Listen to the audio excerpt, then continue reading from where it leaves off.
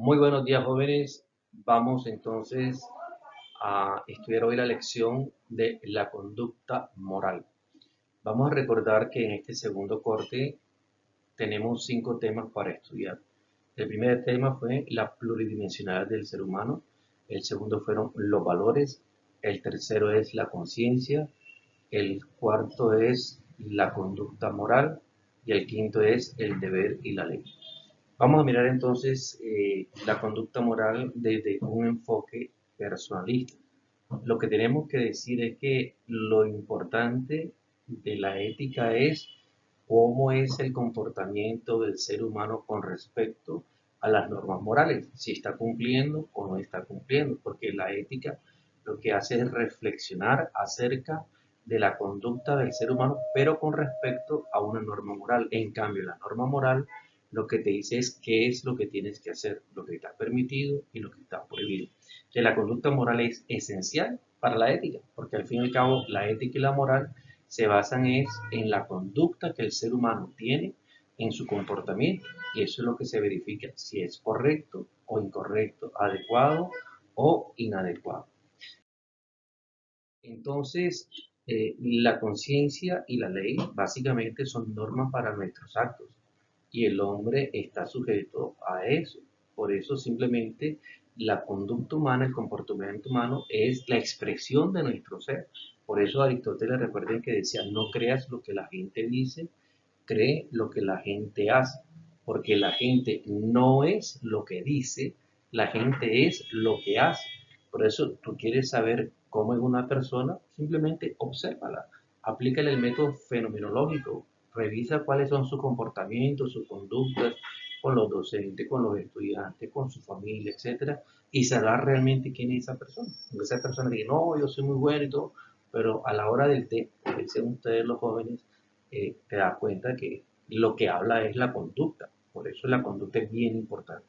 Y se propone en el texto de estudiar la conducta humana desde el enfoque personalista, el concepto de persona humana, que es la persona que es dialógica, abierta, que se comunica con los demás, etc. Y hay 6 momentos. La opción fundamental, las actitudes o virtudes también se llaman, los compromisos, los actos, las situaciones y la estructura biopsíquica del ser humano. Entonces, estos 6 momentos tienen que ver con situaciones en las que estamos condicionados y menos condicionados. Y hay otro que es la libertad. Hay algún momento de ese comportamiento en que somos más libres y en el otro que somos menos libres. Empecemos, por ejemplo, por la estructura biopsíquica, es decir, todo lo que es el comportamiento hormonal, todo eso que a veces nos hace comportarnos de una manera que frente a la cual no podemos hacer eso. Entonces, frente a la estructura biopsíquica, estamos más condicionados y hay menos libertad, porque actuamos de acuerdo a lo que el organismo nos está pidiendo, estamos aburridos, contentos, rabiosos, etcétera, ¿verdad? En cambio, si estamos en la opción fundamental, allá hay un menor acondicionamiento y hay mayor libertad. Fíjense que es importante esa visión y continuamos entonces con el primero. La conducta humana vista como opción fundamental. ¿Qué significa opción fundamental? Es la orientación definitiva de tu vida. O sea, ¿qué quieres hacer con tu vida? Que a esta altura y a esta edad ustedes tienen, ya es hora que se vayan planteando cuál es tu opción fundamental. Si tu opción fundamental es graduarte de médico, de abogado, no, o sea, eso será una meta, eso será una opción fundamental, o tu opción fundamental es a dónde quieres llegar en tu vida, a ser feliz, a tener una bonita familia, a tener un buen trabajo. ¿Cuál es la opción fundamental? ¿Y qué significa eso? Que esa opción debe colorear toda tu existencia, es decir, que todo lo que tú hagas debe estar apuntando hacia allá y cualquier cosa que te separe de esa opción fundamental lo que te hace es desviarte de la opción fundamental. Pudiera poner el ejemplo, vámonos para Riohacha, listo, esa es mi opción. Entonces, cuando yo voy por Neguanje, ahí en Santa Marta, me entré a Neguanje, me salí de mi opción fundamental. Mi opción, ¿cuál era? Llegar hasta Riohacha. Si voy por tal lugar y me desvío para otro lado, me estoy desviando de mi opción fundamental. de los seres humanos tenemos que tener en nuestra vida una opción fundamental, es decir, que todos mis actos, mis actitudes estén apuntando hacia cuál es el objetivo que yo tengo con mi vida. Y eso es importante ser consciente porque muchas veces se nos presentan circunstancias, situaciones en las cuales nos pueden llegar a que nos portemos de una manera, pero tenemos que revisar. Y eso se ayuda a mi opción fundamental, a lo que yo quiero hacer en mi vida, con mi familia. Y es el momento que aparece la dimensión de la interioridad, ¿se acuerda? Donde yo reviso, hombre, si hago esta acción, me aparto de mi opción fundamental, puedo perder a mi esposa, etcétera. Entonces, no puedo hacer eso. Fue una oportunidad que se me presentó, una chica que se me presentó por allí, o hice algo indebido, cogí un dinero extra que no debiera hacer, de corrupción, etcétera. Entonces, no, ya no me podrán nombrar, no sé, alcalde o tal lado, porque ya tengo una investigación por una, y puedo quedar ya sin ser habilitado para ese puesto. Entonces, ¿cuál es tu opción fundamental? Es lo más importante. Uno debe tener claro cuál es su opción fundamental y el resto de tu vida debe estar apuntando hacia ella. Es como el arquero que coge la flecha y apunta el arco. ¿A dónde apunta el arquero? Para dar en el blanco, allá a hacer diana.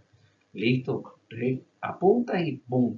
Listo, que hay la brisa, que hay cosas y que pueden desviar la flecha. No, trata de mantener todos esos estándares controlados y lo podrás llegar. Entonces, primero, la opción fundamental.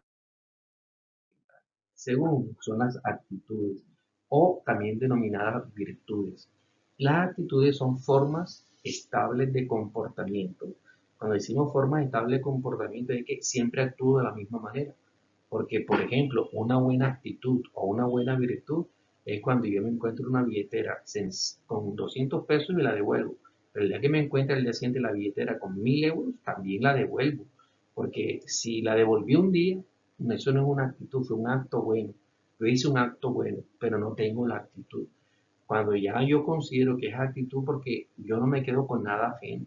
Ya yo entendí lo que es la honestidad, lo que es la integridad y que yo no puedo quedarme con eso. Entonces, cuando ya eso se vuelve repetitivo en ti vida, eso es lo que se llama la virtud.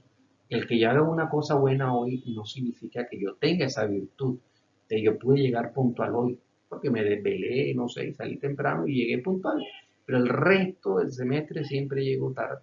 Entonces, ¿yo soy puntual? No, no tengo la virtud de la puntualidad. Un día llegué puntual. No, profe, usted el único día que llegó fue ahí en carnaval.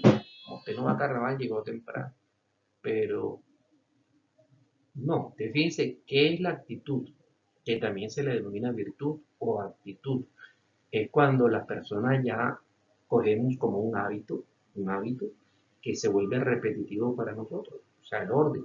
Cuando tú sales en la mañana de tu universidad, tú dejas tu cuarto organizado, tu cama organizada, o le dejas a tu mamá y todo tirado para que ella venga y haga el aseo, o no. Tú eres una persona que eres consciente y decides, por ejemplo, dejar tu cuarto organizado antes de irte.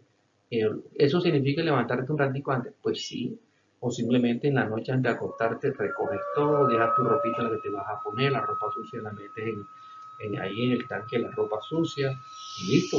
Te demoraste un poquito más, pero eres una persona que llega puntual, que es organizada, le deja a su mamá todo en orden, le ahorra tiempo, si son 2 y 3 y 4 hijos, qué bueno. Y fíjense que es importante el tema de la actitud y es muy bueno, ¿por qué? Porque a la hora del té es cuando nosotros cogemos el valor y lo incorporamos en nuestra vida. Yo puedo tener un acto de honradez un día, pero no siempre soy honrado. ¿De cuál es el objetivo? Que yo siempre sea honrado. Y para eso tengo que entrenarme y decir cualquier cosa que yo encuentre que no es mía, tengo que devolverla, aunque me llame la atención, no me importa. No, es que me encontré un cipote de reloj ahí, y no, o sea, de quién es el reloj, miren, está aquí, quién lo encontró, etcétera, y lo devuelvo, porque definitivamente no es mío. ¿De qué son las virtudes o actitudes? Son los comportamientos habituales que nosotros hacemos y que hace que tengamos un comportamiento moral. Por ejemplo, somos personas puntuales, somos personas honestas, no contestamos con grosería, no ofendemos a las personas. Y para eso uno se entrena, porque uno no nace siendo virtuoso. Recuerden, eso lo enseñaba Aristóteles. Uno no nace siendo virtuoso, uno se hace virtuoso. Es decir, yo me formo. Yo me entreno para eso. Piensen ustedes un niñito de 8 o 10 años que toca el piano de manera excelente. Es un virtuoso del piano. Que de los 3 años lo tienen siempre en un piano y todos los días clases de piano. Cuando esté a los 10 años, pues, es un virtuoso del piano. O estos niños como, no sé, Messi o el pibe, que son virtuosos del balón. ¿Eso que nacieron con eso? No, no. Quemaron todo su cabello ahí, el pibe está mono todo el día tirado allá en los campos de pescadito, tirando bola y todo. Y claro, él lleva a ser un virtuoso del balón, pero ¿cómo? Trabajando, actuando, revisando, haciendo pelea, ¿cómo se llama? Pateando bola allá en pescadito.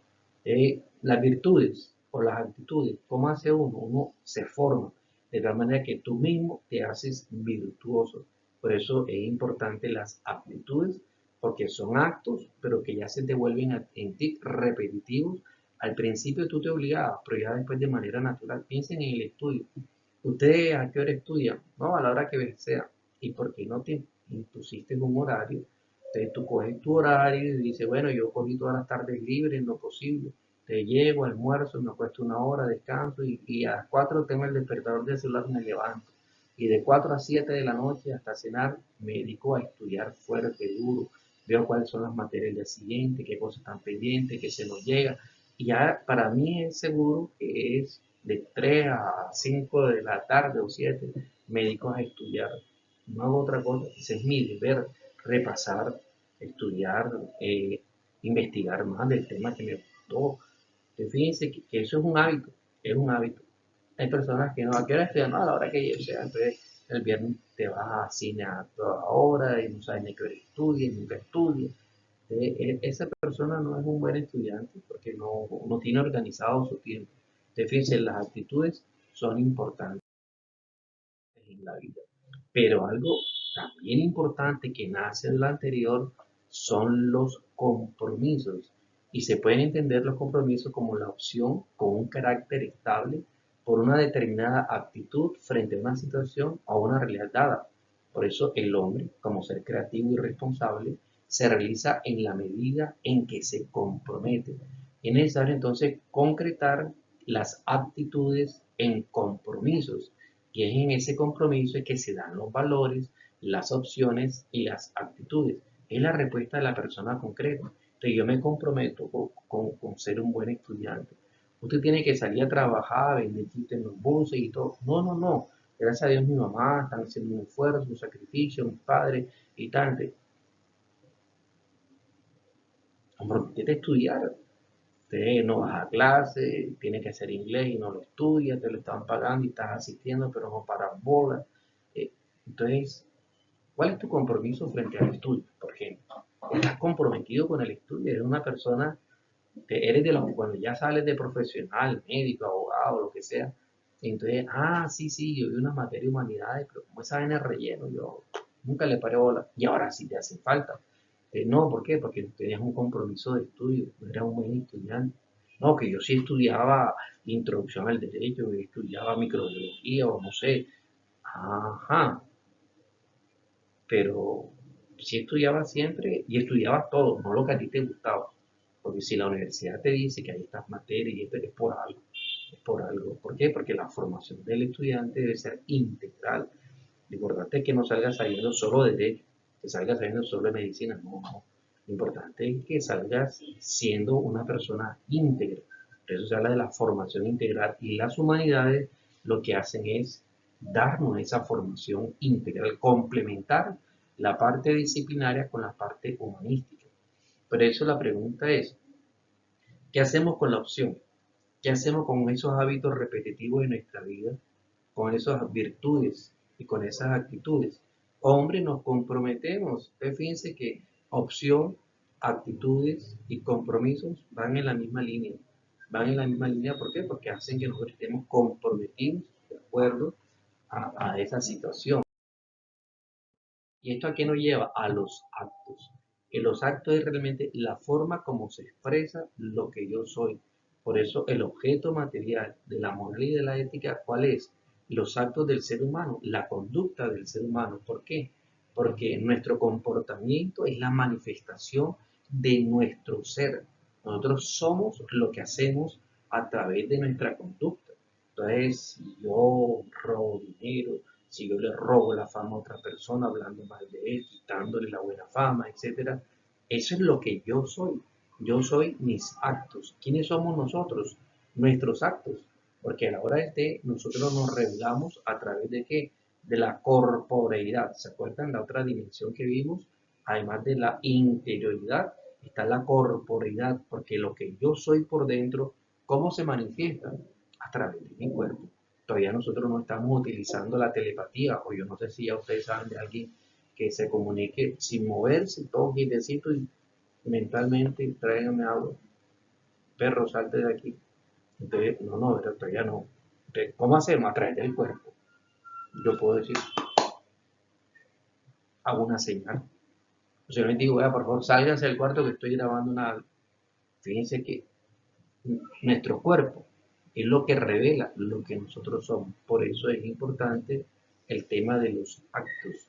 ¿Por qué? Porque a la hora de vamos a ser enjuiciados moralmente por nuestros actos. Eso es importante. Y luego encontramos las situaciones. ¿Cómo se puede definir una situación? Son circunstancias en las cuales nosotros nos encontramos y que de acuerdo a esas circunstancias muchas veces nos comportamos, no como quisiéramos, sino como la circunstancia de alguna manera nos está obligando a actuar. ¿Usted pondría una bomba en un cajero automático? No, pero es que, ¿usted por qué lo puso? No, es que nos secuestraron a mi mamá y a mí, y en el carro cogieron a mi mamá como rehén, le cortaron un dedito, un pedacito de la oreja, y el señor me dijo, vea, vaya y ponga la mochila ahí que tiene una bomba, vaya y venga. Y cuando venga, pues yo los dejo libres, ustedes se van ya con su esposo, con su mamá. La pregunta es, ¿usted es un terrorista? ¿Usted le gusta poner bombas? ¿Le gusta matar gente inocente? No. Ah, entonces, ¿por qué lo hizo? No, mire, yo no estaba actuando independientemente, no, estaba siendo presionado. Hay una situación en la que me estaban obligando a hacer algo que no era, pero estaba de por medio de la vida de mi mamá y ellos me dieron muestra clara de que sí, porque le cortaron un pedacito del dedo, le cortaron una parte de la oreja, pero la próxima es el tiro en la cabeza. Entonces, las situaciones muchas veces hacen que nuestra conducta cambie. ¿Por qué? Porque nuestra conducta se encuentra condicionada muchas veces eh, por circunstancias en las que nosotros nos encontramos, que pueden ser históricas, culturales, familiares, afectivas, económicas, etcétera. Por eso, en mis compromisos éticos influye, por ejemplo, vivir en la riqueza o en la pobreza. A veces el ser hijo único o no. Vivir en el siglo XX o haber nacido en el siglo XV, de la Edad Media, finales de la Media, de las brujas, todo eso, ¿verdad? Fíjense que ese acondicionamiento puede ser de carácter universal. Hay situaciones de carácter universal. Por ejemplo, vivir nosotros ¿qué será? En un continente que es subdesarrollado, o porque de pronto encontramos situaciones propias de nuestra salud, de nuestra edad, de nuestra raza, etcétera, o nos encontramos en una época de guerra, de pronto en posguerra. Fíjense que las situaciones son importantes para revisar cuál es mi comportamiento, por qué se comporta así, porque no es lo mismo actuar en una época de posguerra que dentro de la misma guerra. Entonces, todo eso va marcando mi pensamiento de cómo debo actuar. Y llegamos al momento más básico, que es la estructura biopsíquica. ¿Qué significa eso? Que tenemos que entender que los seres humanos, como somos parte de la naturaleza y somos un animal biológico, ¿verdad? Independientemente de que tengamos razón y cultura y todo eso, sin embargo, somos seres biológicos y estamos compuestos por un sistema óseo, muscular, endocrino, nervioso, etcétera. Entonces, nosotros tenemos esa parte biológica del sistema nervioso autónomo, del nervioso sistema central, el que podemos dominar, el que no dominamos, y ese comportamiento depende a veces de la inteligencia, de la fuerza de voluntad, de los estados de ánimo, porque va a depender de las hormonas que yo tenga, etcétera, o el fondo vital, que son nuestros sistemas endocrinos, exocrinos, todo eso, que nos puede hacer comportar de una manera. Miren entonces, esta lección breve pero importante dice que lo fundamental en la ética es la conducta del ser humano, porque a los seres humanos lo podemos enjuiciar moralmente, hacer un juicio moral por su comportamiento. Pero ese comportamiento está mediado por distintos niveles. Entonces, si yo mensualmente, supongamos una mujer, cuando le llega el periodo se pone brava, rabiosa o entra en una etapa así como de intimidad, de que no quiere hablar con nadie. ¿Ella realmente es culpable de eso? Pues no, no es tan culpable porque eso hace parte de su organismo y no puede luchar contra eso, contra las hormonas. ¿Quién puede luchar? No, pero podemos decir, yo me encontraba en esta situación, o mi compromiso era este, como un docente, mi compromiso, tengo una opción fundamental de ser docente y con eso convertirlo en un medio en que yo pueda vivir, desarrollo mi potencialidad como ser humano, mi desarrollo como humano, la docencia, todo eso, pero también mis ingresos económicos con los cuales yo mantengo y tengo unos compromisos, claro, yo sé qué cosas me podrían acabar mi carrera como docente y yo todo eso lo voy separando, porque mi compromiso es opción fundamental. ¿Y cuál es tu compromiso? O sea, todo lo que me aparte de mi opción fundamental lo he hecho a un lado, lo rezago. ¿Por qué? Porque no voy a permitir que eso llegue. Y obviamente ahí aparecen esos cuatro elementos que trabajamos de la conducta moral, seis elementos de la conducta moral. Y fíjense que es importante la opción fundamental que colorea toda nuestra vida, las actitudes o las virtudes, ¿verdad? Está el acto propiamente en sí, luego vienen las circunstancias, o situaciones, los compromisos, ¿verdad? Y por último, el fondo endoquímico, etcétera, que es nuestra estructura biopsicológica. Con base en eso, nosotros tomamos decisiones. Y eso que nos ha metido allí también lo que es el contexto geográfico, el contexto histórico, porque es que también nosotros actuamos dependiendo de la geografía. No es lo mismo una persona que le toca vivir un invierno permanente, vive usted por allá en el Polo Norte, en Alaska, no sé, y que a veces hay unas épocas del año que una noche dura 6 meses. Dicen que hay noches que duran hasta 4 o 6 meses. Imagínense usted si eso no va a influir en su conducta, en su comportamiento, todo eso. Claro que sí. Esta lección es breve, pero muy importante. ¿Por qué? Porque tenemos que identificar cuál es nuestra opción fundamental, nuestras actitudes que tenemos que desarrollar. Recuerden que nadie nace siendo una persona con actitudes o virtudes, sino que nos hacemos virtuosos. Entonces, la pregunta es, ¿cuáles son las virtudes que yo quiero tener, que adornen mi vida?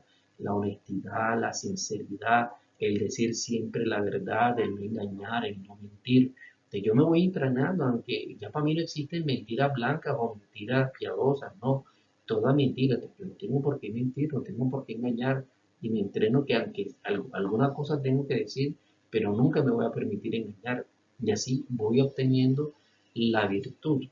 Luego vienen los actos, es decir, yo me manifiesto a través de mis actos, y a través de mis actos me conocerán. Hay un texto en la Biblia de Jesús que dice así, por sus frutos los conoceréis. ¿Y cuáles son los frutos? Pues lo que uno hace.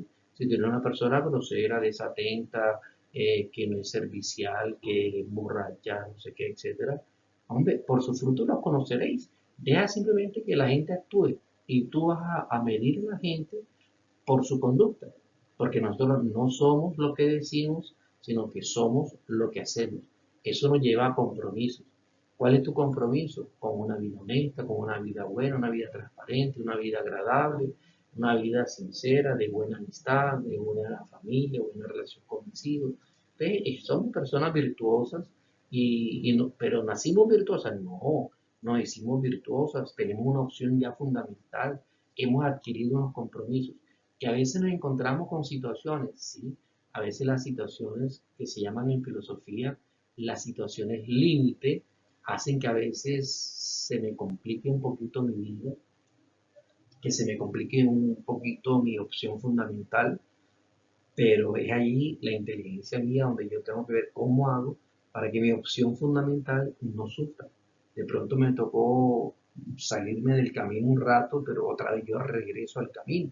¿Pero por qué lo hizo? Hombre, estaba frente a esta situación, a esta circunstancia, y no había otra forma de solucionarla sino haciendo esto, pero otra vez ya regresé aquí. No, es que cada ratico te está saliendo de la carretera. No, no, no, no, eso no puede ser. La opción fundamental es esa. Hay circunstancias con las situaciones, ¿verdad? Por eso hablan de moral en situación. Entonces, cuando cada situación te va a salir tu opción fundamental, no, eso no está bien. Y fíjense que entonces todo esto tiene que ver con la ética. Y estos temas centrales que hemos visto, ¿verdad? De eso y el siguiente, que es el deber y la ley, la diferencia entre el deber y la ley, que es la quinta y última lección, nos lleva a tener bien claro qué es lo que queremos, qué es lo que esperamos y qué es lo que vamos a hacer en nuestra vida y qué va a ser lo que realmente la gente vea de nosotros y que de acuerdo a nuestro obrar, la gente podrá hacerse una idea de quiénes somos nosotros. ¿Por qué? Porque por sus frutos los conoceréis. Bueno, jóvenes, les deseo éxito con esta lección. Espero que haya sido de su agrado, que haya sido clara. Y nos vemos en una próxima sesión con la quinta unidad de El deber y la ley.